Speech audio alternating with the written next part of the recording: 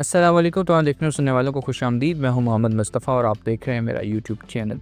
Donald Trump यानी कि US के प्रेसिडेंट एक ऐसी पर्सनैलिटी हैं, तमाम जो आप कह लीजिए पॉलिटिकल सिनेरियो है उसमें, जो दुनिया के मुख्तलिफ़ ममालिक पे मुख्तलिफ़ अंदाज से असरअंदाज होते आए हैं और मज़ीद होते जा रहे हैं। लेकिन उनकी अपनी जो 100 दिन की हाइलाइट्स आई हैं, जो उन्होंने 100 दिन में मारे, उनमें वो एक नाकाम तरीन आप कह लीजिए पॉलिसी मेकर और नाकाम तरीन पॉलिटिशियन के तौर पे उभरते सामने आए और उन्होंने गुज़िश्ता 70 साल के जो सारे रिकॉर्ड्स थे, वो बदतर होने के मामलात थे, वो तोड़ दिए। अब हम देखते हैं कि उनकी इंटरफेरेंस, मैंने एक वीडियो रिकॉर्ड की थी कनाडा और यूएस के रिलेशंस के मुतालिक, जिसमें मैंने ख़ास तौर पे कनाडा के इलेक्शंस के मुतालिक बात की थी कि किस तरह से कनाडा में इलेक्शन होने जा रहे हैं और जो ट्रंप का नैरेटिव है कनाडा को 51st स्टेट बनाने का यूएस की, वो अगर मोटिव या वो विज़न या उसके अगेंस्ट जो शख्स अपना आप कह लीजिए कि इलेक्शन का एजेंडा लेके आता है, वही शख्स इसमें फ़तह याब होने वाला है। और वही हुआ। फिर जो मंडे को वोट कास्ट हुए उसमें हमने देखा कि मार्क कार्ने जो थे वो कैनेडियन प्राइम मिनिस्टर बने। और यही आप देख लीजिए कि वो एक ऐसा कैरेक्टर हैं जो जस्टिन ट्रूडो के बाद जिन्होंने लिबरल पार्टी की जो बागडोर थी वो संभाली, और आते ही उन्होंने, यानी कि उनका एक सियासी करियर बहुत थोड़ा है, लेकिन दूसरी तरफ हम कंजर्वेटिव पार्टी के जो हैं लीडर पॉलीवर, उनका देखते हैं तो उनके मुकाबले में जो है उनका जो सियासी करियर है वो बहुत बड़ा है। लेकिन फिर भी चूँकि वो एक ट्रंप नैरेटिव की टाइप की शख्सियत हैं, और लेकिन यही वजह थी कि कनाडा में एक आप कह लीजिए कि नेशनलिज़म प्रमोट हो रही थी, नेशनलिज़म परवान चढ़ रही थी। वो नहीं चाहते थे अपनी ख़ुद मुख्तारी और अपनी एक आज़ाद शनाख्त को खोना। लेकिन इसी सूरत में जैसे ही उन्होंने एक ज़बरदस्त और फेवरेबल टाइम पे मार्क कार्ने ने एंट्री की पॉलिटिक्स के अंदर, तो और वो नैरेटिव जो एंटी ट्रंप नैरेटिव था, उनको वो लेके चले, उस नैरेटिव को वो लेके चले, तो हमने देखा कि उनको कामयाबी भी मिली। तो फिर हम इस सिलसिले में देखते हैं कि डोनाल्ड ट्रंप ने उनको कॉन्ग्रेचुलेट भी किया और फिर उनसे जो है जल्द मुलाकात के हवाले से भी उनसे बातचीत की। अब हम देखते हैं कि एक तरह की एक्सपेक्टेशन है इस तमाम सिनेरियो में, इस तमाम मामले में। एक्सपेक्टेशन ये है कि जो नया इकोनॉमिक और जो आप कह लीजिए कि सिक्योरिटी रिलेशनशिप है बिटवीन यूएस एंड कनाडा, वो बड़ा डिबेटेबल होता जा रहा है और बहुत ज़्यादा उस पर आप कह लीजिए कि आरा सामने आ रही हैं कि किस तरफ को ये रिलेशनशिप्स जाने वाले हैं आने वाले दिनों में। क्योंकि जो मार्क कार्ने हैं वो बहुत चैलेंजिंग सिचुएशन में उन्होंने कनाडा की बागडोर संभाली है। चैलेंजिंग इसलिए है कि वो एक तरफ से तो चाहते हैं कि वो एंटी ट्रंप जो मामलात हैं उसको उस पाथ पे चलना चाहते हैं, लेकिन दूसरी तरफ हम देखते हैं कि उनको इंटरनली चैलेंजेस हैं जो टैरिफ वॉर ने कनाडा पे आयद किए हैं। जिस तरह के इकोनॉमिक चैलेंजेस हैं, जब आप देखेंगे कि मुल्क के अंदर टैरिफ्स की वजह से बहुत सी इकॉनमी डाउनफॉल की तरफ जाएगी, तो वो इंटरनल चैलेंजेस भी हैं उनके लिए। इन तमाम चीज़ों पे मैं आगे चल के थोड़ा बात करता हूँ, लेकिन इसमें एक बात ये है कि जो दोनों ममालिक हैं यूएस और कनाडा, उनके जो लीडर्स हैं वो इस इम्पोर्टेंस पे एग्री हुए हैं कि कनाडा और यूएस जो हैं वो एक साथ काम करें as independent sovereign nations for their mutual betterment. लेकिन साथ ही ये चीज़ भी सामने है कि जो अभी भी स्टिल जो डोनाल्ड ट्रंप की तरफ से जो चीज़ें या जो अहकामात उनके सेक्रेटरीज़ की तरफ से सामने आ रहे हैं, वो यही हैं कि कनाडा जो है वो 51st स्टेट जो है यूएस की, वो बनाना चाहते हैं। वो अपने उस नैरेटिव पे अभी तक कायम है। बहरहाल थोड़ा सा इसमें ये एक चीज़ देख लेते हैं कि जब ये इंटरनल और डोमेस्टिक चैलेंजेस और आप कह लीजिए कि किस तरह से ओरिजिनेट होंगे और किस तरह से ये फिर बहुत ज़्यादा चीज़ों को ख़राबी की तरफ भी लेके जा सकते हैं। ऑब्वियसली इसमें सबसे इम्पॉर्टेंट चीज़ ये है कि जो मार्क कार्ने हैं वो 169 सीट्स के साथ जीते हैं। अगर वो 172 सीट्स के साथ जीते तो वो एक प्रॉपर एक मेजॉरिटी के साथ जीते, तो उनको किसी भी किस्म की बिल्स वगैरह पास करवाने के लिए पार्लियामेंट में किसी भी तरह की चीज़ों में दूसरी पार्टीज़ के ऊपर इन्हसार या दूसरे लोगों पे इन्हसार ना करना पड़ता। लेकिन साथ ही एक जो डिपेंडेंस है दूसरी पार्टीज़ के ऊपर लेजिस्लेशन के मामलात में, वो बड़ी इंपॉर्टेंट है इस सिनेरियो में सारी डिस्कस करने के लिए। वो एक बड़ी आप कह लीजिए कि कशीदा किस्म की चीज़ है। फिर इसी से रिलेटेबल चीज़ ये है कि जो लिबरल्स हैं, यानी कि लिबरल पार्टी है, उनकी एक उनमें हमें एक विलिंगनेस का एलिमेंट ये नज़र आ रहा है कि वो जो दूसरी मुख्तलिफ पार्टीज़ हैं जिनसे थोड़ी बहुत हमागी होती उनकी नज़र आती है, उनको अपना हमायती करने की भी कोशिशें इस हवाले से जारी हैं। बट ये फिर भी एक हिस्टोरिक टर्नआउट था इस हवाले से कनाडा में कि आप चंद महीने में, यानी कि सिर्फ कुछ ही दिनों में आप पॉलिटिकल में एंट्री करें और एक पॉपुलिस्ट नैरेटिव को अपने साथ मिला के आप बहुत, यानी कि एक बड़ी फ़तह हासिल कर लें। ऑब्वियसली एक बड़ी चीज़ है इस हवाले से। कारण जो हैं वो बेसिकली मैंने अपनी पिछली वीडियोस में भी बताया कि एक फॉर्मर सेंट्रल बैंकर हैं वो कनाडा के, और इसी तरह यूके के भी। ये तमाम चैलेंजेस जो दरपेश हैं इनको कोप करने के लिए एक जो बड़ी अहम चीज़ वो ये है कि बहुत से ऐसे इश्यूज़ हैं जिनमें उनकी हम आहंगी हो सकती है बहुत से मुख्तलिफ पार्टीज़ के जो रहनुमा हैं उनके साथ भी। वो किस तरह से हो सकती है, वो इश्यूज़ हैं जो टैरिफ वॉर से दरपेश आने वाले मसाइल हैं। मिसाल के तौर पे ऐसी लेजिस्लेशन वो करते हैं जिसमें म्यूचुअल बेनिफिट है, जिसमें ऐसे इश्यूज़ को वो टारगेट करते हैं उन पर लेजिस्लेशन के लिए जिसमें जिनको ट्रेड वॉर की वजह से या टैरिफ्स वगैरह की वजह से मुश्किलात या क्राइसिस जो सामना करना पड़ रहा है उन चीज़ों का, उस तरह के मसाइल को अगर वो लेके आते हैं लेजिस्लेशन के लिए तो उसमें उनको बहुत ज़्यादा हिमायती, बहुत ज़्यादा हम आहंगी मिल सकती है इस तमाम सिनेरियो के अंदर। फिर इसी तरह हम देखते हैं कि ट्यूसडे को जो ये फ्रैंकोइस ब्लैंकेट हैं जो ब्लॉक क्यूबिकोइस के लीडर हैं, उन्होंने ये अर्ज किया कि उन्होंने ये ज़रूरत महसूस की और ये डिमांड की कि जो डिफरेंट पार्टीज़ हैं उनके दरमियान एक ट्रूस जो है वो होना चाहिए, जिस वक्त में जो निगोसिएशंस होनी चाहिए ट्रेड्स वाले मामले के ऊपर भी यूएस के साथ, और क्लियर इस हवाले से जो पॉलिटिकल स्टेबिलिटी है इस अनस्टेबल टाइम्स के अंदर उन्होंने उसकी डिमांड की।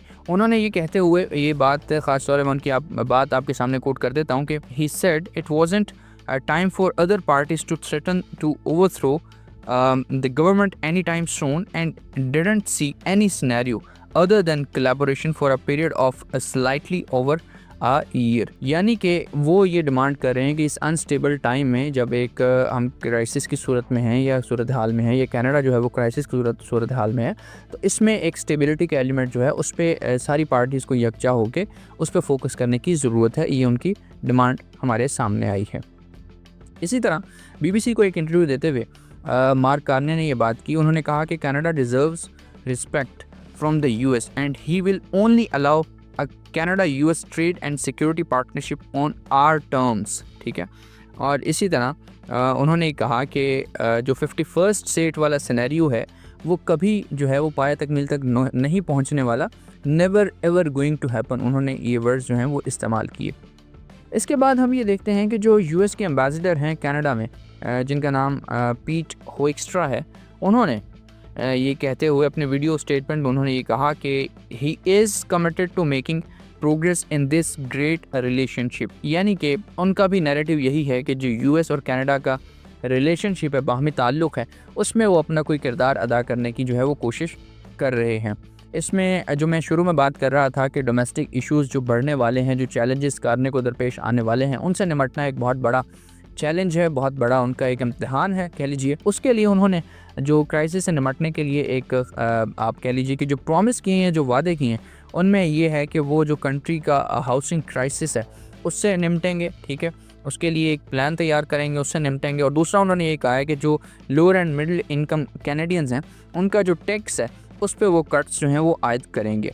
इसी तरह एक और चैलेंज उनके लिए ये है कि जो G7 का समिट जून में होने जा रहा है कनाडा के अंदर, उसको होस्ट करना उन्होंने कनाडा ने होस्ट करना है, जो कि प्रोविंस ऑफ अल्बर्टा में होने जा रहा है। उसको होस्ट करना भी एक बहुत बड़ी जिम्मेदारी है, ज़ाहिर सी बात है। तो उसको सारा प्लान करना भी, उसको भी प्रिपेयर करने के लिए उनको बहुत ज़्यादा तवज्जो देने की ज़रूरत होगी और उनको इस दौरान जो है उस पर मेहनत करनी पड़ेगी। फिर हम ये देख रहे थे जब से जस्टिन ट्रूडो ने रिज़ाइन किया उसके बाद से हमने जो पोल्स आ रहे थे लिबरल्स और कंजर्वेटिव की, आप कह लीजिए कि दोनों पार्टीज़ के माबैन के कौन फतह याब होगा, उसमें हमने देखा कि जो लिबरल और कंजर्वेटिव पार्टीज़ हैं उनका जो वोट बैंक है, नेशनल वोट जो है, वो काफ़ी हद तक पिछले 4 सालों की निस्बत जो है वो बढ़ा है।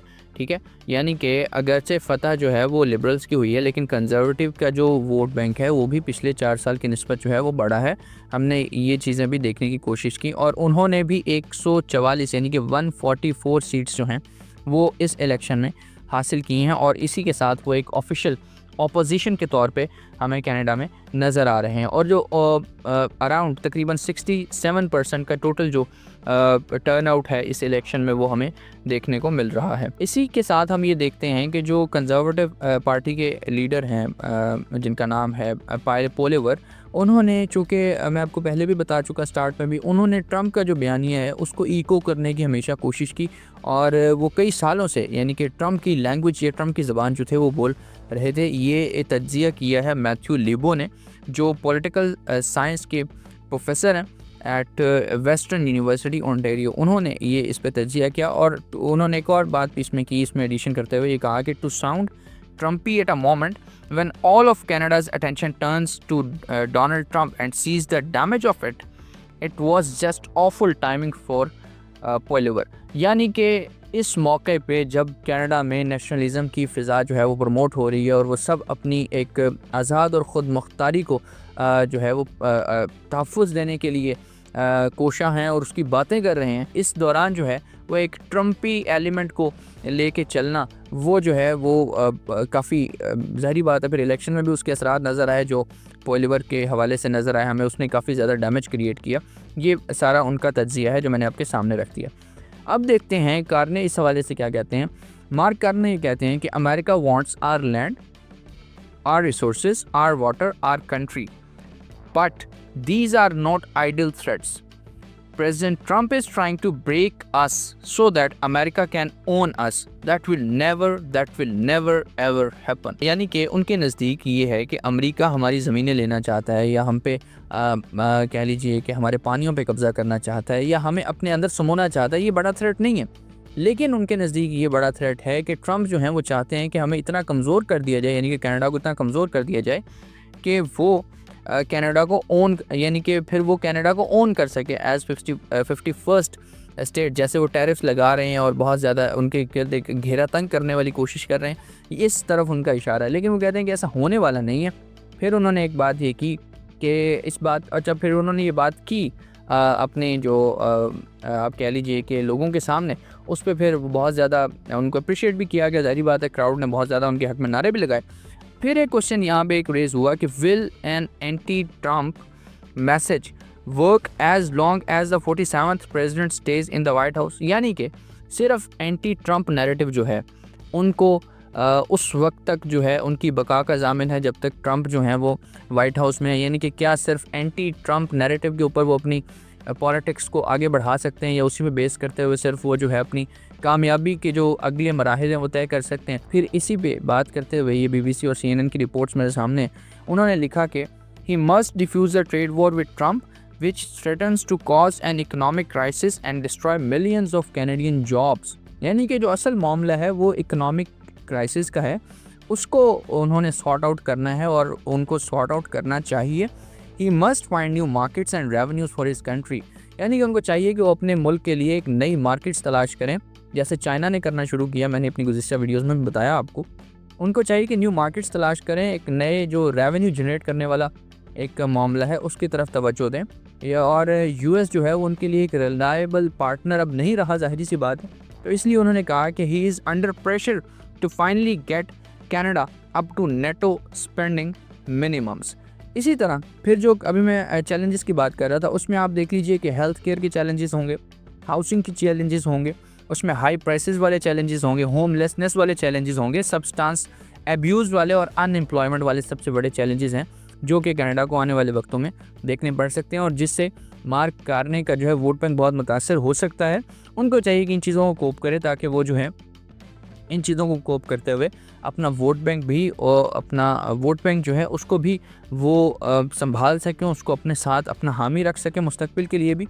क्योंकि डोनाल्ड ट्रंप जो हैं उनकी अपनी जो एक आप कह लीजिए कि मामला जो हैं वो तो खैर एक बहुत मुख्तलिफ रास्ते पे चल रहे हैं। जैसे वो बहुत से अजीबोगरीब डिसीजंस भी कर रहे हैं, बहुत सी अजीबोगरीब पॉलिसीज़ भी लेके आ रहे हैं। पिछले 100 दिन की जो हाइलाइट्स मैंने अपनी गुज़िश्ता वीडियो में भी दी कि 100 दिन में उन्होंने किस किस तरह के फ़ैसले किए, किस किस तरह की पॉलिसीज़ वो लेके क्या क्या उन्होंने किया, ठीक है, वो तमाम चीज़ें हमारे सामने हैं। लेकिन बहरहाल अगर एंटी ट्रंप नैरेटिव या एंटी आप कह लीजिए अमेरिका नैरेटिव या जो उन्होंने अमेरिका ने कनाडा के साथ किया या नेशनलिस्ट नैरेटिव के तहत अगर कनाडा जीता है ये इलेक्शन, तो मार्क कार्ने को ये चाहिए कि वो अब अपने ताल्लुकात के साथ साथ अपने उन जो इंटरनल डोमेस्टिक जो इश्यूज़ हैं इन पर तवज्जो दें और अपनी एक ऐसी जो है मुख्तलिफ़ ममालिक में ऐसे ममालिक तलाश करें जिनके साथ एक वो रिलायबल अपने कनेक्शंस बिल्ड कर सकें और रिलायबल ताल्लुकात कायम करते हुए वो फिर अल्टीमेटली ऐसा रेवेन्यू जनरेट करें जिससे अनएम्प्लॉयमेंट और जैसे मामलात को ख़त्म किया जा सके और भी जितने डोमेस्टिक इशूज़ हैं जिनका मैंने जिक्र किया उनको ख़त्म किया जा सके। फिल वक्त के लिए यही है कि इलेक्शंस हुए, इलेक्शंस में मार्क कार्ने को जो है वो फ़तह हुई, ठीक है, लेकिन उसमें भी अगर वो 172 सीट्स लेते तो वो था एक क्लियर मेजॉरिटी से जीतना। लेकिन बहरहाल अब जो उनको चैलेंजेस हैं वो थोड़े ज़्यादा हैं और मुश्किल हैं और गंभीर चैलेंजेस हैं। अपने वोट बैंक को संभालना एक बहुत बड़ा चैलेंज है जिससे निमटना जो ये मसाइल हैं, अनएम्प्लॉयमेंट जैसे जो मसाइल हैं, होमलेसनेस वगैरह और इस तरह की जो हेल्थ केयर के मसाइल हैं, ये बेसिक मसाइल है, हाई प्राइसेस का मसला, ये बेसिक मसाइल है। इनसे निमटना जो है इस वक्त की सबसे बड़ी ज़रूरत है जिस पे मार्क कार्ने को जो है वो फोकस करना है। फिर हम देखेंगे कि आने वाले दिनों में कनाडा जो है वो किस तरफ को जाता है। मज़ीद खबरें आती हैं तो इस पर डिस्कस करेंगे। अपना बहुत सा ख्याल रखिए। अल्लाह हाफ़िज़।